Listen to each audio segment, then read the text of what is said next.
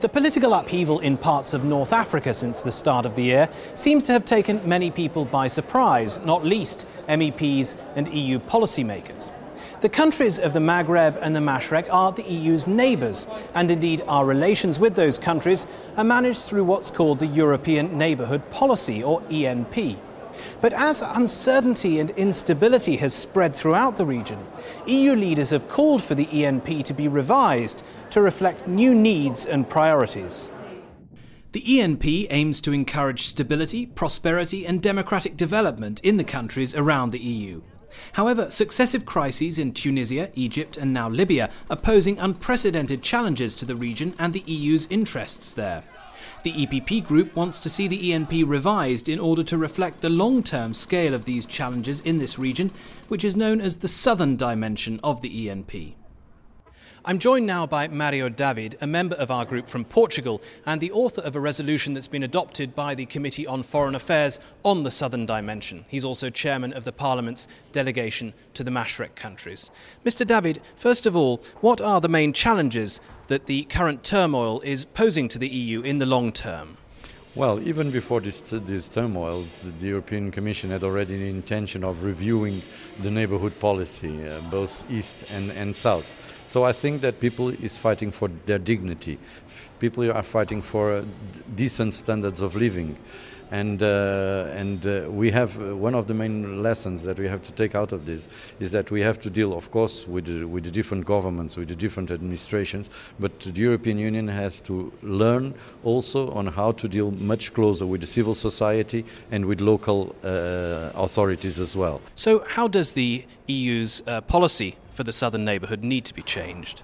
We are going to treat from now on differently those which are democracies than those which are not. We are not imposing anything. It must be a win-win situation.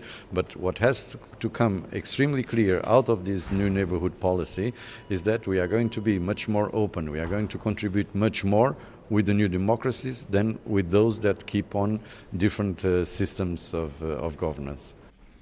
Although EU foreign policy remains fundamentally in the hands of national governments, the Parliament has considerable influence over the development of the EU's relations with its southern neighbours.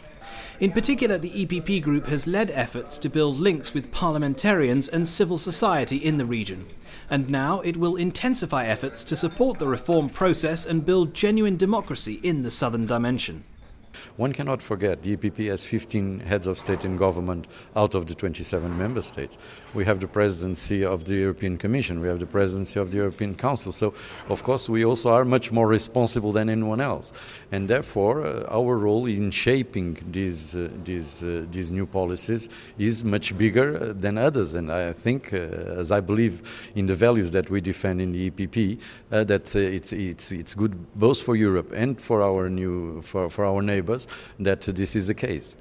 The southern dimension is obviously a priority for the EU. But what does that mean for the countries of the eastern dimension of the ENP?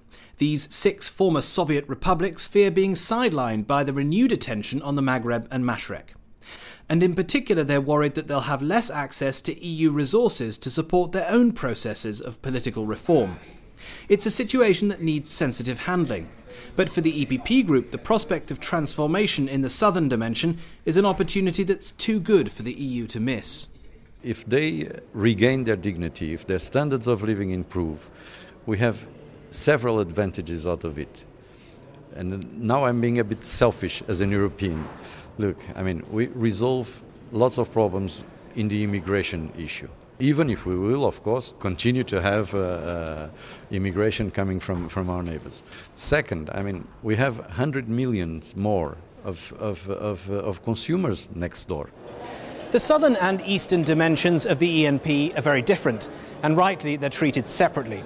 But both need the support of the EU and the EPP group if they're to achieve greater stability and prosperity.